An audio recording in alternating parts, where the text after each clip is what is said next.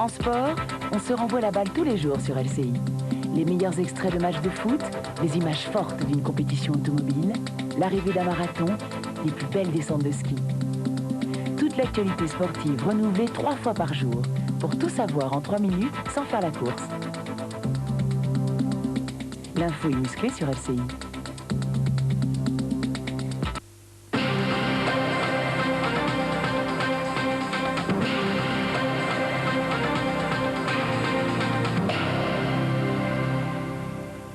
Poursuite de cette édition spéciale sur la chaîne Info. Je vous rappelle qu'un attentat a eu lieu ce matin sur la ligne C du RER à Paris, entre les stations Quai d'Orsay et Saint-Michel, que bien entendu nous tenons compte des informations qui nous parviennent pour l'instant au compte-gouttes.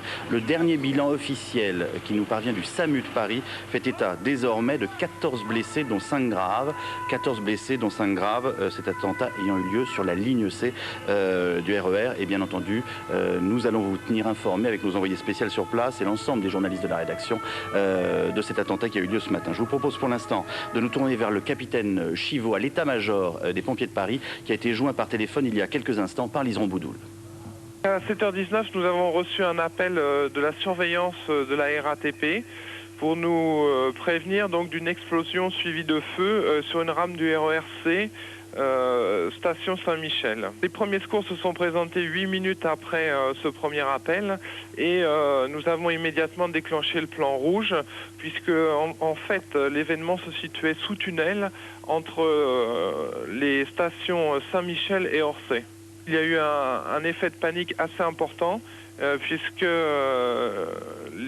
cette rame qui contient donc 8 voitures peut accueillir jusqu'à 640 personnes et elle était particulièrement chargée à cette heure d'affluence. Donc les premiers secours ont eu à juguler un effet de panique assez important. Vous imaginez les personnes sous tunnel victimes d'une explosion dans le noir et dans la fumée. Alors on a un bilan tout à fait provisoire qui fait état de 24 victimes.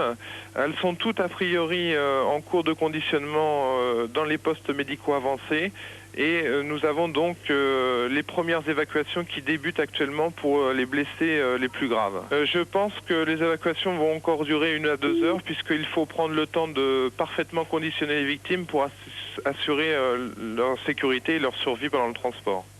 Voilà, je vous rappelle que ce témoignage a été recueilli par Liseron Boudoul auprès du capitaine Chivot il y a de cela déjà quelques instants à l'état-major des pompiers de Paris, que nous nous en tenons pour l'instant et je vous prie d'ores et déjà de nous en excuser car vous le savez, ces bilans seront forcément évolutifs, mais au dernier bilan communiqué par le SAMU de Paris qui fait état de 14 blessés dont 5 graves, je vous propose de retrouver maintenant les premières images des évacuations ayant eu lieu sur place, des évacuations des blessés.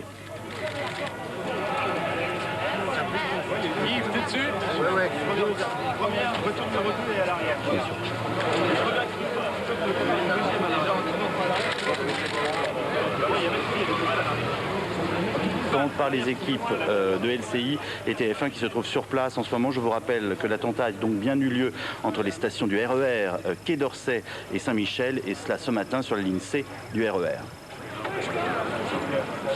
Voilà, nous allons maintenant faire le point avec Pierre Rancé. Pierre, première chose sur laquelle il faut revenir, on parle bien d'attentat pour l'instant. Alors quels sont les éléments en votre disposition qui nous permettent pour l'instant de bien parler d'un Xème attentat dans les rues de Paris depuis le début de l'été? Effectivement, on part d'un attentat à l'explosif, bien qu'on ne connaisse pas encore la nature de l'explosion. Tout ce que l'on sait, c'est que cette explosion a eu lieu dans le tunnel. On ne sait pas précisément encore si l'engin explosif était placé dans la rame du RER ou sur la voie. Ce que l'on sait, c'est que selon certains témoignages, cette explosion était très violente puisque la rame du RER, la deuxième rame du RER qui a été touchée, serait complètement éventrée. Quant à la nature de l'explosion, pour l'instant, selon les premiers témoignages qui sont à notre disposition, il est encore trop tôt. On ignore complètement s'il s'agit d'une bonbonne de gaz. On n'a pas retrouvé pour l'instant de boulons, ni de clous, ni de tous les éléments qui permettent jusqu'à présent d'identifier un attentat. Bien, il faut revenir néanmoins, j'allais dire, sur le fil des événements depuis le début de l'été à Paris. Que peut-on dire ce matin à la lumière des quelques éléments d'information que nous avons sur l'explosion qui a eu lieu sur la ligne C du RER? Bien, malheureusement, ce qu'on peut dire, tout simplement, c'est que c'est le 8e attentat d'une série qui a commencé le 25 juillet dernier avec déjà un autre attentat dans un RER, puisque c'était celui du RER de Saint-Michel, le 25 juillet dernier, qui a fait 7 morts, et que le dernier en date, celui qu'on a connu, c'était celui de Maison Blanche, qui, si l'on peut parler ainsi, ponctuer les obsèques de Raled Kelkal, Maison Blanche, qui avait fait des blessés seulement. Effectivement, ça s'inscrit dans tout ce contexte, avec aussi, bien sûr, en ligne de mire, certainement, la visite du président Chirac, qui doit rencontrer M. Zerwal à New York à la fin de la semaine. Merci Pierre Rancé. Bien entendu, avec vous, nous ferons le point tout au long de cette édition spéciale sur l'ensemble des informations qui nous parviendront au fur et à mesure. Je vous propose maintenant de retourner sur place. Nous avons les premières images qui nous parviennent avec l'arrivée du Premier ministre Alain Juppé et du ministre de l'Intérieur M. Debré. Ensuite, nous pourrons faire le point avec les premiers témoignages qui nous sont parvenus. Voilà, vous allez découvrir ces images avec nous. Alain Juppé arrivant sur place près des camionnettes de SAMU.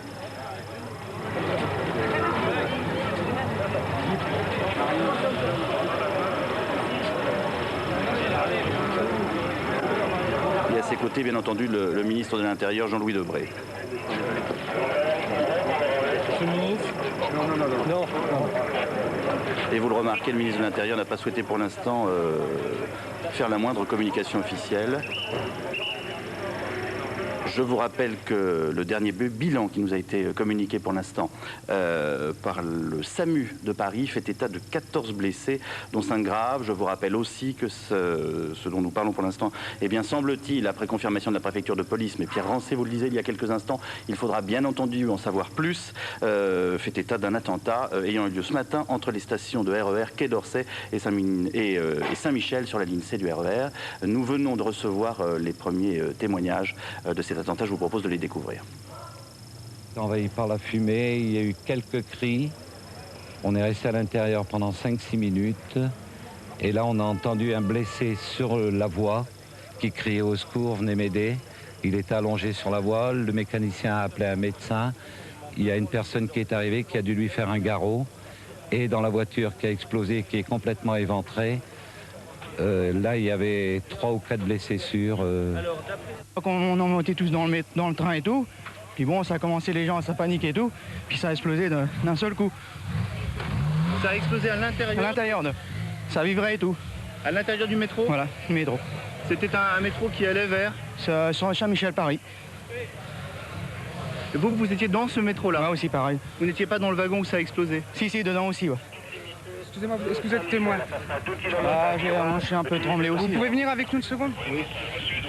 Voilà, témoignage recueilli par les équipes de la chaîne Info sur place, je vous le rappelle, à la sortie de la station du RER Quai d'Orsay. Alors une confirmation, nous nous en doutions bien entendu. Je vous signale que nous venons d'apprendre à l'instant que l'enquête sur l'attentat, puisque désormais on parle bien officiellement d'attentat dans le RER C, vient d'être confiée à la 14e section du parquet de Paris. Il s'agit bien entendu de la section antiterroriste et la 14e section a elle-même, saisi la brigade antiterroriste de la police judiciaire. Voilà, tout au long de cette matinée, nous vous tiendrons bien entendu au courant de nos dernières informations dans le cadre de cette édition spéciale. Pour l'instant, je vous propose de retrouver Marianne Cotonoff avec qui nous allons faire le point sur le reste de l'actualité. Les syndicats ont vivement réagi à l'annonce par le ministère de la Santé d'un relèvement du forfait hospitalier. Pour le reste de l'actualité, tout de suite, on retrouve Yves Calvi pour faire un point sur l'attentat du RERC ce matin entre les stations Saint-Michel et Musée d'Orsay. Voilà, je vous rappelle que pour l'instant, en fonction des bilans qui nous sont parvenus, nous pouvons vous communiquer le dernier bilan communiqué officiellement par le SAMU de Paris. Il fait état de 14 blessés, dont 5 graves. Vous le savez, ces bilans sont hélas toujours évolutifs. En ce qui nous concerne sur LCI, nous nous tiendrons bien entendu sur les bilans communiqués par le SAMU. Je vous rappelle aussi que l'enquête a été confiée à la 14e section du parquet de Paris. Il s'agit de la section antiterroriste et que, semble-t-il, la préfecture de Paris, dorénavant, parle bien d'attentat. Dernière nouvelle qui nous soit parvenue, il semble bien, alors tout cela bien entendu, vous le savez, doit vous être donné au conditionnel. Il semble bien en revanche que des débris d'une bouteille de gaz, je cite l'agence France Presse, nous découvrons ces éléments d'information avec vous, des débris d'une bouteille de gaz ont été retrouvés sur les lieux de l'attentat du RER à Paris par les enquêteurs. Ces débris ont été retrouvés dans le 2e wagon de la rame du RER et d'après les premières constatations des spécialistes du laboratoire central de la préfecture de police, il s'agit bien entendu du laboratoire scientifique, cette bonbonne serait de même facture que celle qui avait explosé le 25 juillet dans le RER à Saint-Michel lors du premier attentat de la campagne terroriste en cours, avec Pierre Rancé, Christian Bonnet, avec l'ensemble de nos envoyés spéciaux sur place, en l'occurrence Bernard de la Villardière, Grégoire Degnaud, Olivier Stambar et Franck Berruyer. Nous ferons le point au fur et à mesure de ces informations. Je vous propose maintenant de retrouver sur place les premières déclarations qui ont été faites par le ministre de l'Intérieur, Jean-Louis Debré. Le bilan s'élève à 24 blessés, 6 blessés graves et 18 blessés qui ne sont moins graves, qui versent le degré d'arrivée blessure. Voilà ce qu'on peut dire maintenant. Le Premier ministre est venu sur place, le maire de Paris est ici, le préfet police a déclenché le plan rouge et le plan interfère. Des antennes médicales ont été installées soit sur le quai, et à l'heure actuelle, les victimes sont évacuées. Avez-vous de premiers témoignages? Voilà, ils sont en cours, les investigations sont en cours, je ne peux pas en dire plus maintenant. Vous avez le bilan, vous avez ce qui a été fait, vous avez le numéro vert. Je vous remercie. Le président de la République a été prévenu, monsieur Debré. Monsieur Tibéry. Voilà, vous l'aurez compris, pas d'autres commentaires du ministre de l'Intérieur Jean-Louis Debré. Je vous donne simplement les derniers éléments qui nous ont été fournis par l'agence France Presse. Je vous rappelle que des débris d'une bouteille de gaz ont donc été retrouvés sur les lieux de l'attentat, que ces débris ont été retrouvés dans le deuxième wagon de la rame du RER et que d'après les premières constatation des spécialistes du laboratoire central de la préfecture de police, cette bonbonne serait de même facture que celle qui avait explosé le 25 juillet dans le RER à Saint-Michel lors du premier attentat de la campagne terroriste en cours. Et bien entendu, nous reviendrons sur ces informations d'ici quelques instants avec Pierre Rancé et l'ensemble des journalistes de la rédaction de LCI. Bien entendu, cette édition spéciale se poursuit. Je vous propose maintenant de marquer une pause.